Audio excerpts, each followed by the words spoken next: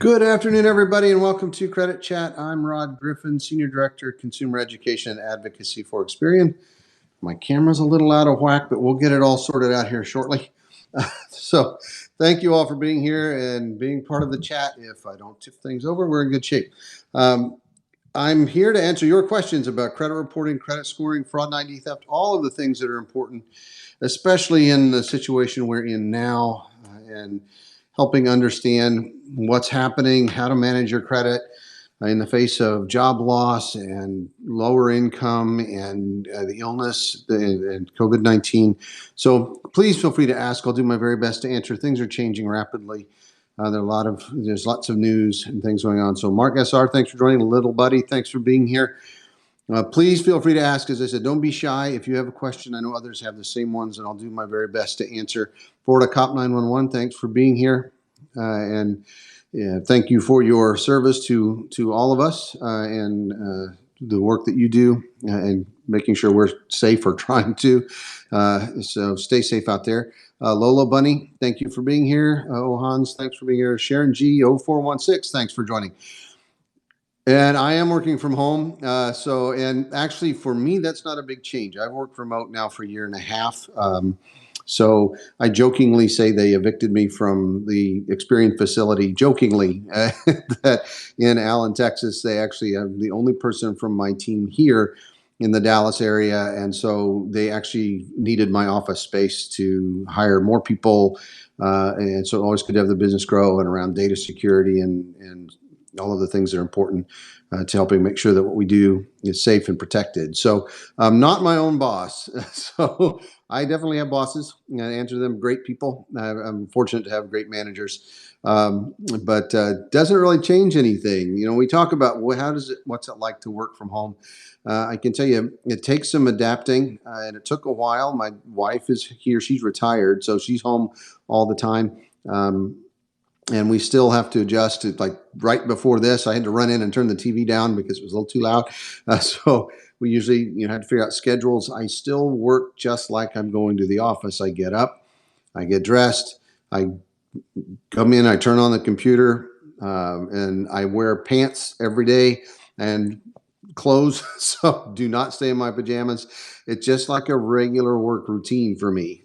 So I come in, I have a small home office, and I come into the office, and when I start in the office, I'm here by 8 o'clock and computer's on and I start doing email and working, and I stop, take a break in the morning, take a break for lunch, and then I'm back at work and take a break in the afternoon and then work until I'm done. It's funny because my wife and I had to work out that when I'm in the office during the work week, I'm working, and it's no different than if I were 15 miles or 20 miles away in the building. So, it's no different in terms of the way we work. It's just that my commute went from 45 minutes to about 4.5 seconds. So, I'm here. We can see each other when I break for lunch or on breaks. But, it took several weeks for us when I first started working remotely, to really understand, look, you can't come in and interrupt because I might be on Periscope doing a live broadcast to help people answer their questions. So if you have questions, and we'll get to that, let me know about credit reporting, credit scoring. There are lots of announcements. The CARES Act's coming in to play. Checks are starting to be delivered for the stimulus, so we know that's starting to happen. Little buddies, Experian giving people any breaks. There are lots of things we're doing. Some of it behind the scenes, but there's some new announcements that will probably be coming along in the next week or two. But one of the things that everybody should know about is if you are applying for things like getting a new apartment, so rentals or new leases, getting a cell phone, a utility service, any of those things that are necessary for day-to-day life, those inquiries will all be considered soft inquiries, so they're not going to have effects on credit scores, for example. We have in place our crisis response system for lenders who can work with you. So if you are affected by COVID-19, for example, you can have any kind of account can be reported as in forbearance or deferment so that you don't have payments due. And we were supportive of the CARES Act because it also says that if you are affected by COVID-19, you're working with lenders and notify them. It should not have a negative effect on your credit history, so your account should remain where they were when you were first affected. So if they're positive, if you're affected by job loss, that sort of thing, they won't become negative through that time. So we're taking steps to make sure that credit history is protected. And if I miss your question, bear with me. We'll get back to it. I always try to go back.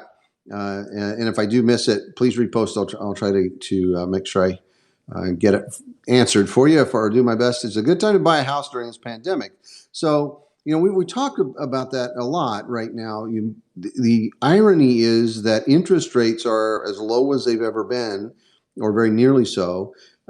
So if you are in a position where your income is stable, your job is stable, it might make sense to refinance or to buy a house because you can get really low rates if your credit's in good shape.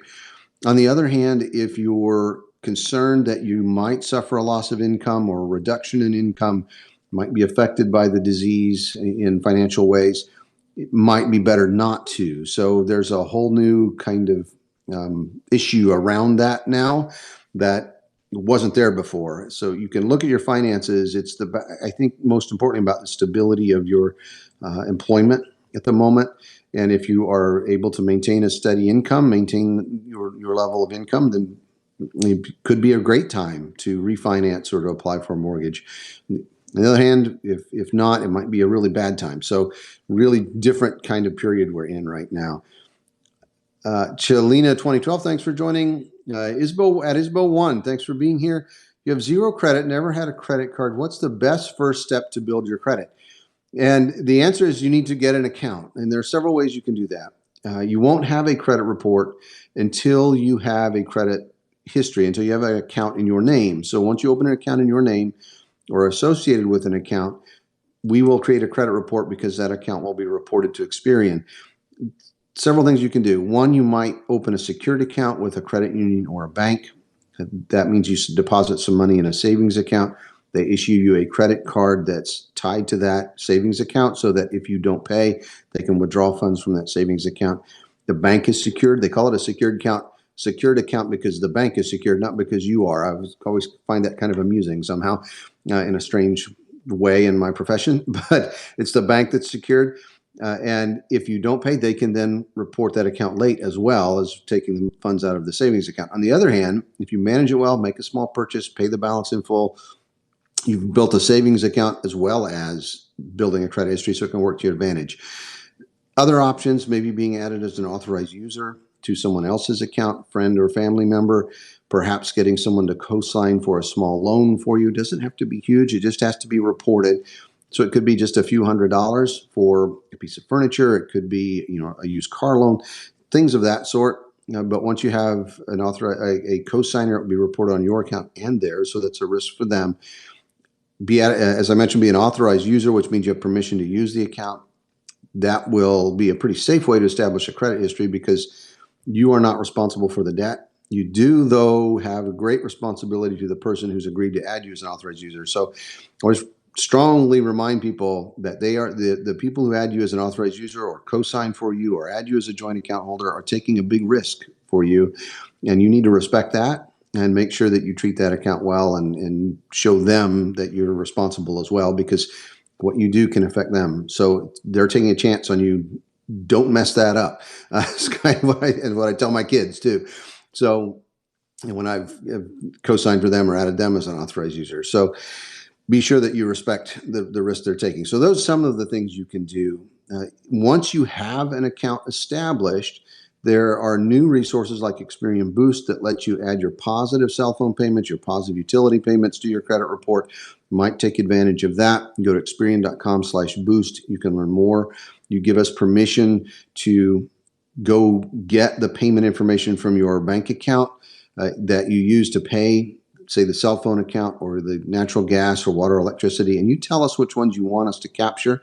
We can include all of them if they're paying that you tell us to, and they would each be shown as a separate account showing the positive information. We're seeing people on average, and in your situation, would have a thin file, are on average seeing an increase of 19 points in their credit history. So it can be a good tool, especially in a time like this when you're trying to build your credit or improve it or maintain it. Might be a useful tool. So something to consider. So, kind of step by step, and then it's time that you have to just build that history over time, and you'll get there.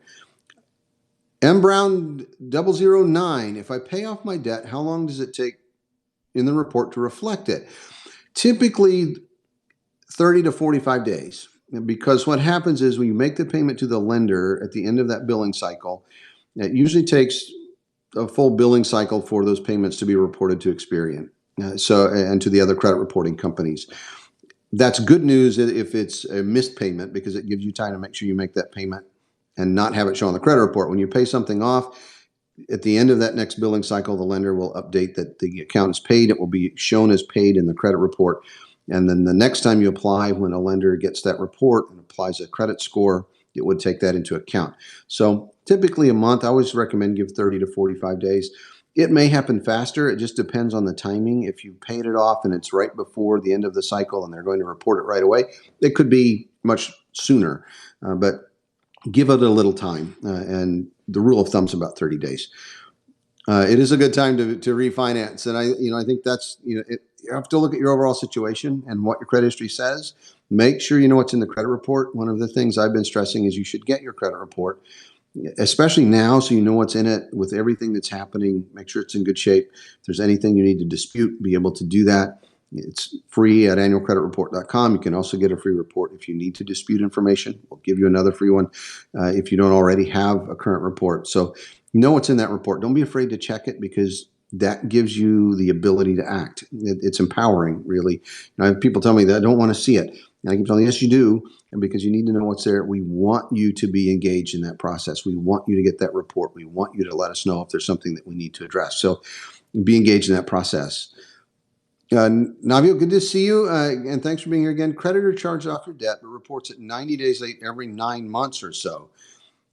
That's odd. If the debt's charged off, so the original account will show as charged off in your credit report.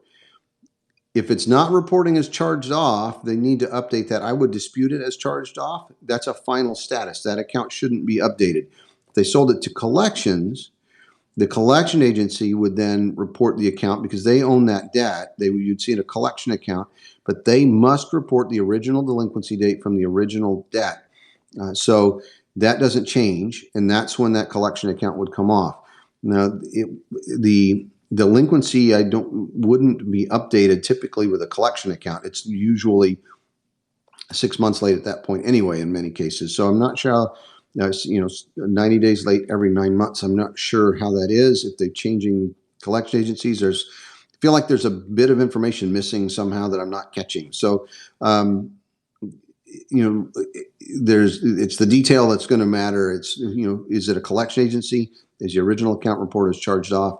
If it's not disputed as charged off, the original account should update the status. There's typically is a collection agency. That collection agency, even if they're reporting it 90 days late, that's not going to have a significant effect if it's in collections, because that's going to be the big issue.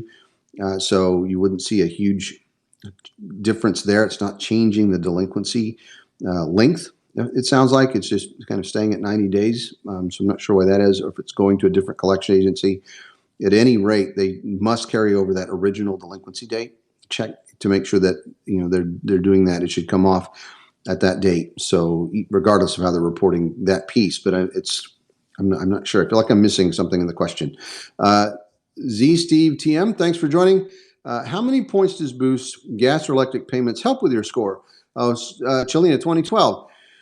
What we're seeing is for people with thin credit files, meaning fewer than 5 accounts or credit scores of less than 680, they have the most impact, and we're on average about 19 points. For others, if you have an established credit history, maybe scores of 680 or under, but you have a fairly lengthy credit history and several accounts and everything else is kind of established, we're seeing an average of about 13 points. And that's for 2 out of 3 people. Not everyone will see an improvement, but 2/3 are roughly. So you should check and see. Some people don't see any change. Others might see, and we're seeing very few, but occasionally a small decrease. Not sure why that is. But what we are finding is that if a person doesn't see an initial increase. If they continue, we're seeing that history build, and that will typically result in the score creeping up as well. But on average, 13 points, and for thin files, about 19 points. So fairly significant for most people. Chelina 12, for those with no credit, get prepaid credit card, use a site like Self to build credit. Well, a prepaid credit card will not be reported, so it will not help build a credit history. So make sure that if you're working with an organization who says they're doing a credit builder loan or a credit builder service, that they are actually reporting that account to the national credit reporting companies. I've come across some instances where that's not the case. They say you're going to build credit, but you don't because they don't report it. So make sure they're reporting it. A prepaid card doesn't. The same thing's true for debit cards. They look like credit cards, but they're not. They're actually a savings account, essentially, or a checking account access, a way to access cash. So they're not reported to the credit reporting companies and won't help build your credit history. There are other kinds of organizations that do have credit builder services, and really good ones out there as well. Check out Credit Builders Alliance, CBA.org, Credit Builders Alliance, or it might be creditbuildersalliance.org. It's an organization that we work with. They have members who are typically nonprofit, and they are alternative data reporting organizations that help people build credit.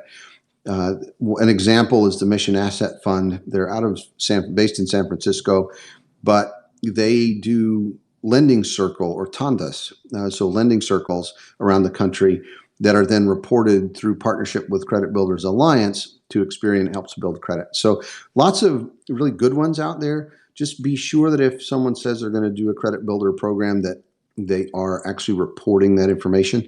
Talk to your credit union. A lot of credit unions are offering credit builder services.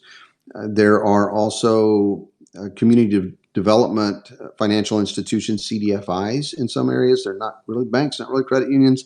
They sometimes offer credit building tools and resources as well. So a number of places you could look. Okay, make sure I'm going to stay in the right place here, little buddy. What age bracket or gender is looked at as a better lendee? Doesn't have anything to do with age, or gender. And in fact, what most people have a misperception. Women actually have better credit scores on average than men do, so by about 6 or 8 points. So we've actually lost a little ground in the last couple of years, guys. So when you look at Experian State of Credit Survey and looking at Vantage Score, it actually showed that women's credit scores are better than men's on average. So it doesn't have anything to do with gender, doesn't have anything to do with age. It has to do with how you manage the credit you have available to you. And that's what your credit history helps show. I know young people, 23, 24 years old, who have fantastic scores. I know people who are in their 70s and 80s who have great scores. And I know the reverse, young people with terrible scores. I know people in their middle, 30s, 40s, and 50s who have great scores and who have poor scores and poor histories. And it's nothing to do with age, nothing to do with gender. It's all about how you manage the credit you have available to you. And that's why I always say, check the credit report, use it as a financial tool.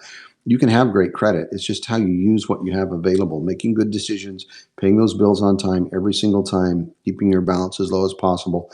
There's no real secret, but it's not based on gender. And in fact, that's one of the things that's so important about credit scores. They take away those prejudices or biases around age or gender or race, any of those things, because they're not part of scores. They look at, do you pay your bills on time? Do you manage your credit well? If so, you'll have good scores. You'll be able to qualify for credit. So they really make lending more objective and take away personal bias. I mean, I'm from small town America, so Kansas and Missouri, and you could go into the bank, and if they liked your dad, you could get a loan. It was kind of that kind of decision. If they didn't like your brother, you might be in trouble. So the scoring systems and credit reporting take away those kinds of personal judgments and look at data, specifically whether you manage your credit well, so that you can qualify without those kinds of personal, subjective things weighing in on it. So I think it's really important to understand, and often people don't understand that. Can you just stop paying? Rocky Bobo, you can. Wouldn't be good for your credit history. Now, if it's related to COVID-19, talk to your lenders, because they have in place resources to help you through a time like this. So if you go to your lender, say, look, I'm affected by COVID-19, whether it's job loss or lower income, ability to repay, they can put your accounts in forbearance or deferment or do other things for you to help defer and make sure you don't have to make those payments until this passes. So don't just stop paying. Talk to your lenders, work with them, because they have resources to help you with that, especially now. And you can learn more if you go to Experian.com. We have a COVID-19 resource center. At the very top of the homepage, click Learn More. You'll see it. It's a blueprint. And there's a link that also has a list of more than 60 financial institutions, non-financial institutions, government agencies. You can probably find your lenders, if they're larger lenders especially, on that site. And when you click on them, it will show you the services they're offering, how to contact them. So don't just stop paying. Talk to them before you do that, because if you do just stop paying, you won't have those protections in place. We want to make sure you do. Hadouken 2 was a soldier for over 25 years. Barrack addresses have shocking credit ratings. Yeah, at first, thank you for your service. I couldn't do this without you and all of my service men and women and my family and my friends and veterans. So I truly appreciate what you've done. And I've had the honor of actually doing programs at some of our military bases and getting to, I hope, give back a little bit. But thank you so much for your service. And it's true in some ways, and in part because it's mostly young men, but young men and young women, often from families from lower economic levels and who have never had exposure to finance. One of the things that I learned as I worked with the military and with men and women who serve was that they're very young. They come from families who it might be their first real steady income. And so they have people in their families coming to them wanting to have them assist them because they're the only person in the family with a steady, consistent income and relatively decent income. Everybody's underpaid as far as I'm concerned that is serving our country, but they have a steady income generally. So, that's, and so it's true. I mean, you have young 18, 19-year-old, to me, kids now, 20-year-old kids, first time they've had a job that's consistent and a paycheck that's consistent, and nobody teaches them about credit or finance. When you walk off the base, in almost every base, the first thing you run into are predatory lenders. And those young people don't know any better. A couple of stories. I'm looking at my time, but just a couple of stories that I share. I was doing presentations, and I had two things. I was at an Army base, and a young man came up and said, "Look, I had a buddy, and the nature of the military is to help your friends and help your buddies and take care of each other, which is a great thing, except you move a lot." And his buddy wanted a motorcycle, couldn't qualify. So he co-signed for the motorcycle loan for his buddy, who then got transferred, moved to another base, and rode off on the motorcycle, but left him with the payments. And didn't know any better, didn't understand that co-signing meant that he was responsible for that debt. So it affected him. Was able to tell him exactly what needed to happen, but they don't know any different, know any better, and they're trying to do the right things. Talked to a young man, 18 years old, in the military, and said that he had a job for the first time, but his check was going home to his mom, who would then send him gift cards from a large retailer, and he wanted to know if he could have an account. And I said, "Well, you're old enough. You can get a credit account." He said, "No, can I have a savings account or a checking account?" He just didn't know, and no one in his family knew. So I was able to talk to him about how that works. And so you're right. And that we need that education. Our armed forces are working at that. But I think that it's really crucial. Every base has a family readiness center that can help, but getting people to go is sometimes a challenge, and talk to them about their finances, because sometimes they just don't know they need to ask. So you're right. I mean, that's kind of a soapbox for me. It's kind of a emotional issue for me too. It's one of those things that I care a lot about. So huge issue. Ms. ED4, good to see you. I have no credit history, so we talked about how to build it. I had 15 collections at your Experian from Kaiser. Is that I can't speak to the specific organization. If there are medical collections, one, contact the medical provider. Two, talk to the your insurance company. Three, dispute the information on your credit report. So you can go to Experian.com/dispute. We'll give you a free report if you don't already have one. Dispute that as inaccurate, not yours, should have been paid. The other thing about medical collections is that we hold them for 6 months before we put them on the report to make sure that they are, in fact, a debt you should owe and not a billing error or an insurance dispute, things like that. So not sure what that's about, but would certainly check the report, dispute them as if they're not yours, dispute them as not yours, and we'll work with you to try to make sure we get that cleared up.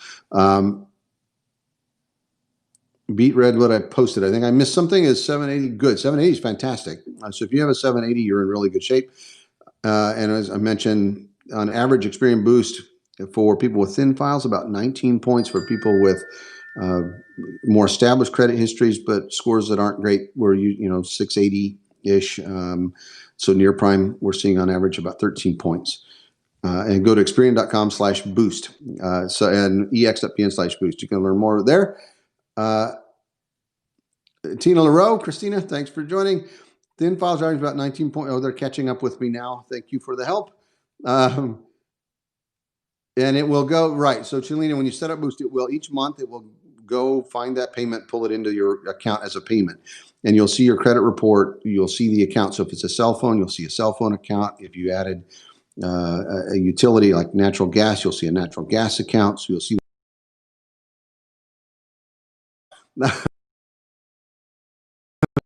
Trying to call. And I said scam likely, which is another thing to be thinking about these days. Scams are becoming rampant around COVID ID. Make sure that if you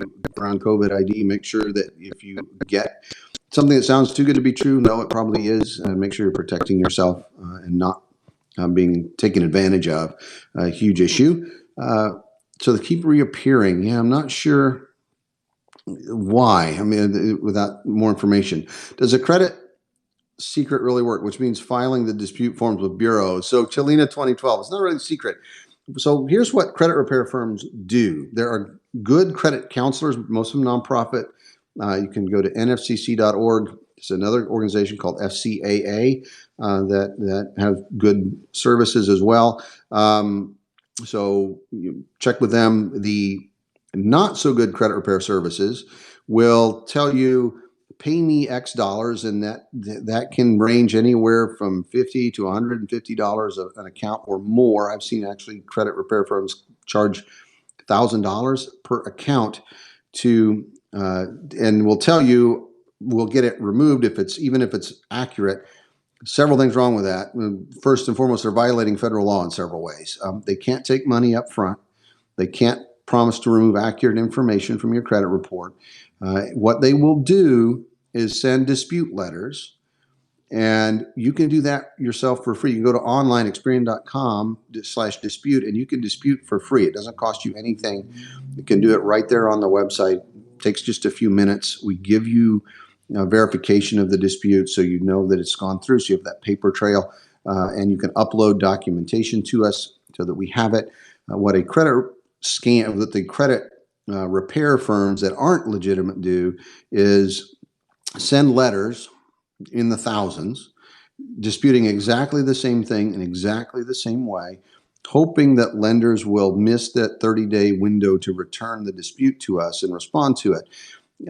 And that can happen. What we will do if a lender doesn't respond within 30 days is remove that account. However, late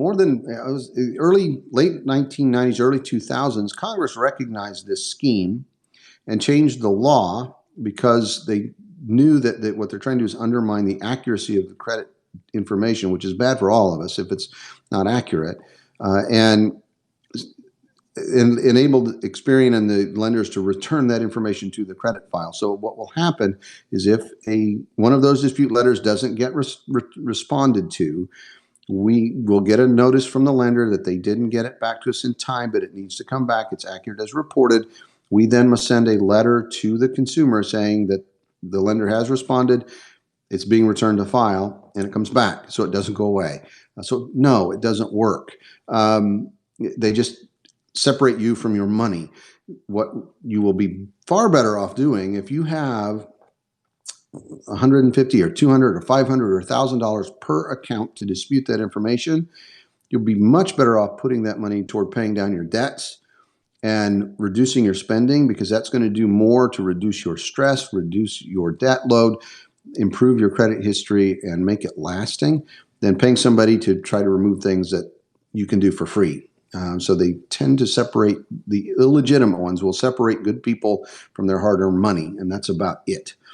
So that's my perspective there. If you're calling somebody, and I've seen posts on a website, another hot spot for me, passion for me, and a neighborhood watch site that said, I have a friend who, and anytime somebody says I have a friend who, and it's not you, first warning sign.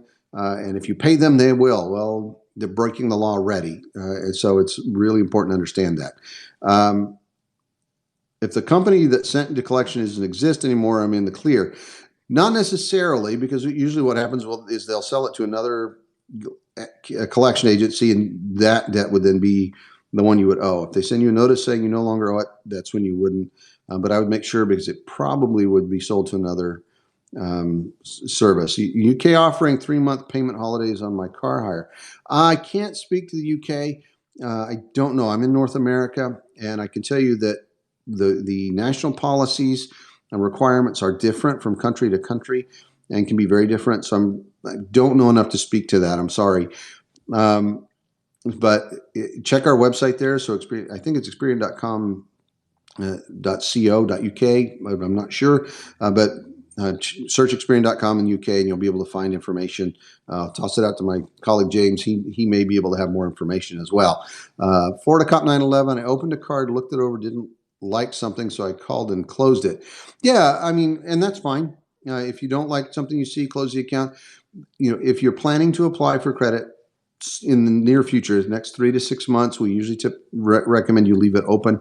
If you've just opened an account, it won't be reported until the end of the first billing cycle. First thing to know. So it may not even be on the account, on your credit history yet. Second, before it's included in scores, it needs usually 3 to 6 months of activity after it starts to report. So if you have an account like that, you just opened it, you don't like something you've seen, you close the account, probably won't have any effect on your credit history or credit scores, because it likely isn't reported yet. Check your credit report. You may not even see it there. If it is there and there's no activity, it may not be affecting scores either. So keep that in mind. But that's when you've just opened it or just applied. So something to keep in mind. If you've had an account for a while, other rules apply. You may already be affecting your credit history, so you have to take that into account. Are credit card lenders suspending new credit approvals? No. DFR_AZ.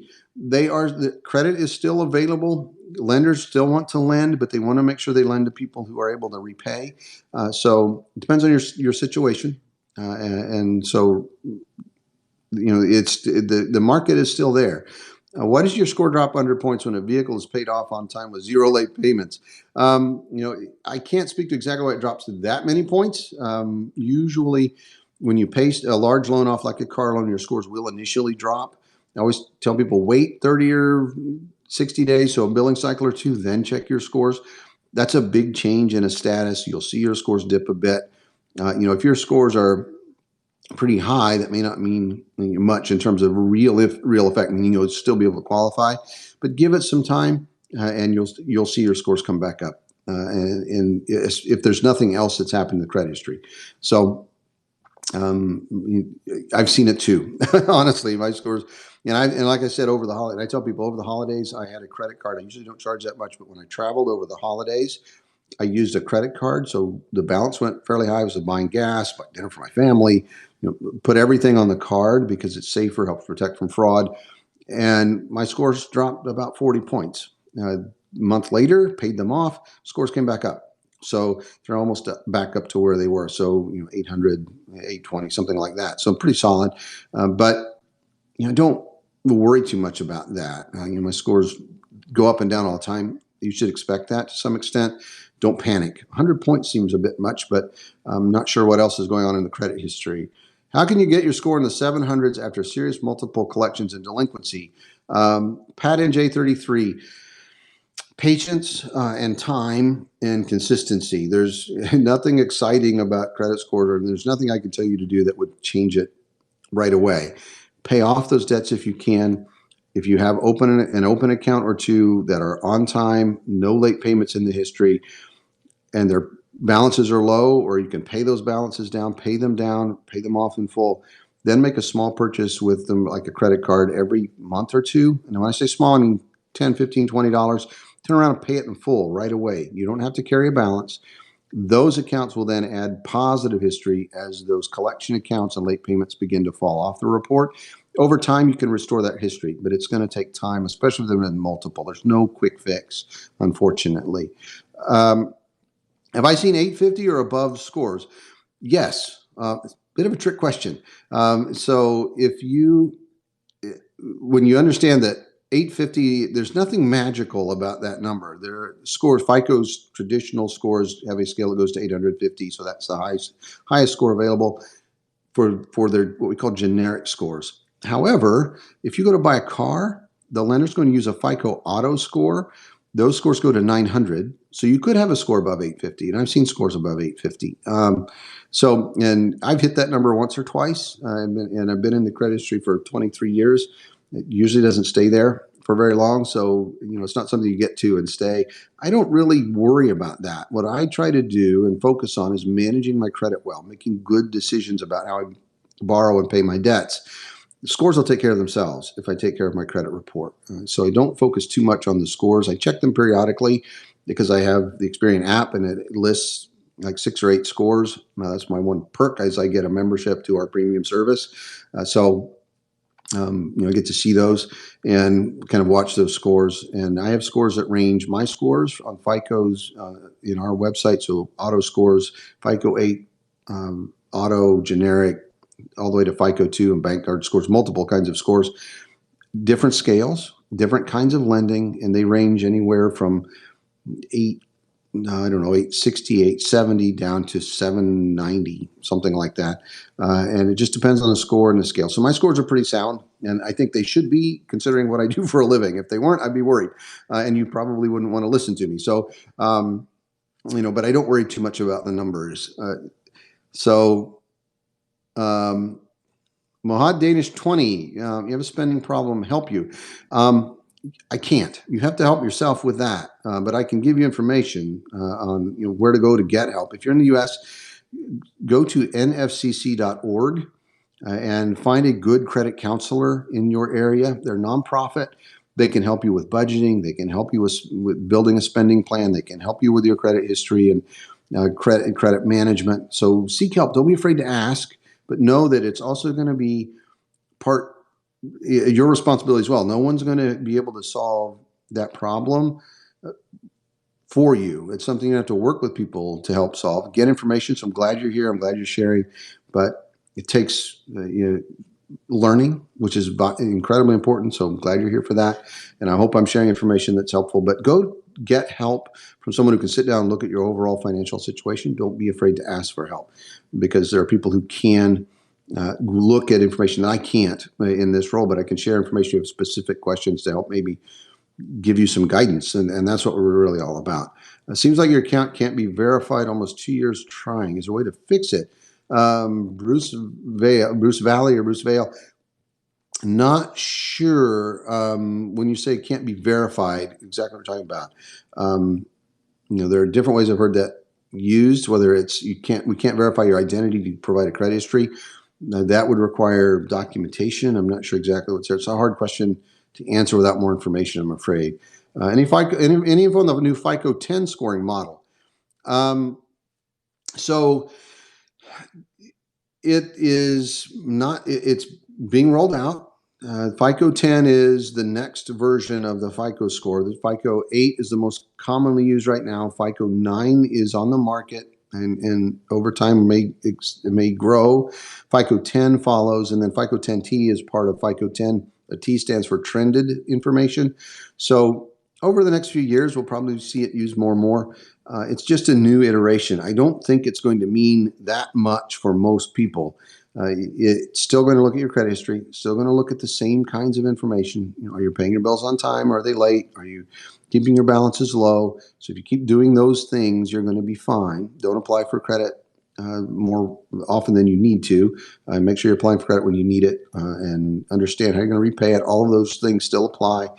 And your FICO 10 scores will be good. You're not going to see huge swings. It wouldn't make sense for FICO to have a new score that if you had really great scores on FICO 8 or FICO 9, and then they roll out FICO 10 and you suddenly have terrible scores, make no sense whatsoever. And the same thing's true. If you had really poor scores on previous models, FICO 10 came out and said you're really great risk, something wouldn't be right. So you're not going to see a lot of change. I think people worry about that, but it's still looking at the same things. What will happen, I think, is that people who are on the fringes, who are just about to qualify or just about too low to qualify, might see small changes that could affect them one way or the other. So I think that's where you'll see the difference, because it's about being able to more accurately predict risk. And usually that means it's where people might qualify or might not qualify, and now they're able to help them. So the score says, okay, they didn't qualify before, but we're able to look at the data and tell that they actually would be a good risk because of the way we're able to look at this now, and would qualify. So that may help some people qualify, may cause others to not qualify, but it's going to be in that kind of narrow band. I think that's my perception, my experience with previous ones. Now, trended data is interesting because it's looking not only at a snapshot in time, but how your payments and your credit history evolves and changes over time. So if there are patterns in your bill payment, it can help identify seasonal workers, for example, and your income. So you may still be a good risk, but the way that your job works, you may not be able to show a steady payment history. Things like that are evolving. Whether a FICO 10T is going to be able to get that specific, I'm not sure yet, but could. Using an ITIN. So an ITIN is not recognized by the credit reporting companies. That's an invalid Social Security number. But that doesn't mean you can't have a credit history. If you have credit in your name with a lender and they report those accounts to Experian, whether or not you have a Social Security number, you will still have a credit history. Now, Social Security number is just one of the identifiers we use. So we match to your name, your address, your previous addresses, date of birth, all of the employers and previous employers that are listed. So all of that identifying information is considered, and we can still match that credit report without a social. If you're using an ITIN, not going to show up in the credit report. We'll recognize it as invalid. I'm not sure what's happening there. You may not have a credit history if that's the case, but a guess on my part. Deshaun Jenkins, can I buy a house with $10,000 despite a bunch of med bills and collection, no credit established? Going to probably be difficult. Talk to a lender, see if you can get pre-approved or pre-qualified. They'll be able to tell you exactly what you might need. It might take a bigger down payment, things like that. So really important. Why isn't there one world credit scores company? Little buddy, that's kind of like saying, why isn't there just one car manufacturer or just one computer maker or just one cell phone provider?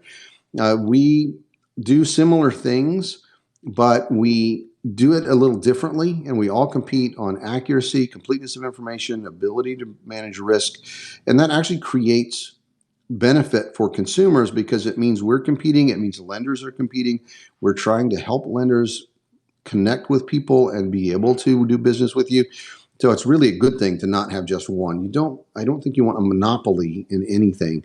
And that's true in our industry as well. I think having more than one, the three of us, three big ones, Experian, TransUnion, Equifax, creates competition, and it helps drive better opportunity for you as a consumer as well as for businesses. So I think it's a good thing. It wouldn't make sense. And scoring, same way.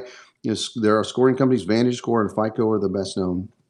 Really important to have competition because it means it makes them do a better job of being able to create scores that are more predictive of risk, that help identify people who should qualify, who maybe didn't previously, to help drive lower cost and to drive more competition.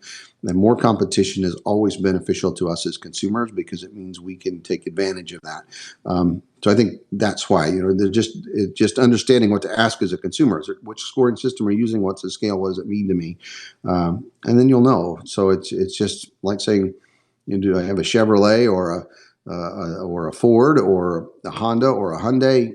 There are lots of car manufacturers. We don't freak out and get all wigged out about that. We want that to be the case because we want competition because it makes things better. And I think that's what my position in that instance. We don't want just one. We want competitors and competition because it makes them be better at what they do. Is it possible to remove credit pulls? No. And so inquiries are simply a record someone's looked at your credit report. And so we can't. If it's fraudulent, yes, you can dispute it's fraudulent. Otherwise, it's just a record that someone's looked at your report. There's a whole lot said about inquiries. Inquiries are actually the least important factor in credit scores. You don't have to worry about them. They're very, very minimal and only for a short time. But I hear everybody talk about inquiries. Don't worry about inquiries. If an inquiry by itself is affecting your score, it's not going to be enough to make a difference. An inquiry by itself will never cause you to be declined. There's always something more important. Is pay for delete real? You can always talk to your lenders. What I will say is that there's an obligation under federal law to accurately report the history of that account if you're reporting information to the credit reporting company. So if that history of that account says you were delinquent but it's paid, it should be reported as paid. But was delinquent. My perspective, you can always talk to your lenders. There are instances, if you've never had any issues, you missed a late payment, missed one payment, nothing else ever happened. Sure, lenders are going to remove that in most cases and say, yeah, we know life happens. But from that perspective, so that's my perspective on that. You were at 750 and went to 650. I'm not sure why.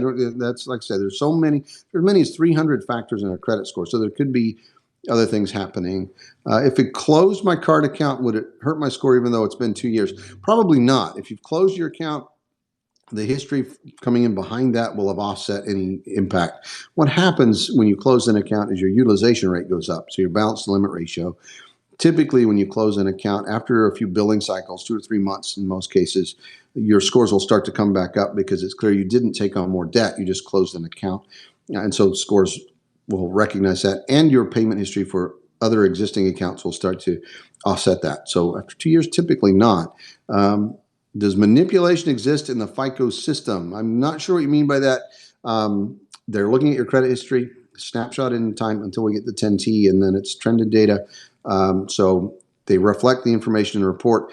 Let me put it this way, credit scores remove the subjectiveness of someone sitting looking at them in a manual review. So they're much more objective, much more scientific, actually help more people qualify for credit and other services than without a credit score. So I guess the way to describe that.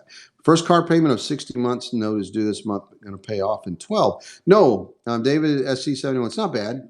So I bought a car, I paid it off after a couple of months. I kind of did that. I actually got a loan because I got a better deal on the car if I financed through the company, the dealership, and then I paid it off right away. So didn't have to pay interest. So it's a strategy. And if it's a 60-month note, but you're paying it off early, as long as it shows it's paid in full, good shape. How does Chapter 7 affect credit besides the obvious? It's kind of the obvious, David, SC71. It's going to hurt your scores really badly. But generally, if you are going into Chapter 7, you probably already have things like late payments, collection accounts, other things hurting your scores. So it may not be as bad as it might seem. There's just less distance to fall. So in terms of scores. So potentially may not be as many points as you might think in some cases. Sister to sister beauty, is business credit dependent on personal credit? That's a great question. And the answer is, if you can separate business credit and for small businesses in particular, it's really important that if you've established your business, registered it as a legal entity, so usually an LLC, a limited liability corporation, for example, and established credit in the business name, you can separate your personal credit from that business so that if the business does struggle financially, it won't affect your personal business. They're two different things. However, for many small business owners and micro business owners, they use their personal credit to help underwrite starting up their business or buying equipment, those sorts of things. In that case, your personal credit would be tied in some ways to the business credit itself because you've secured those loans with your personal credit. So the sooner you can separate two, the better. It can be a little bit of a challenge. So yes is the answer. Yes and no is the answer. So it depends.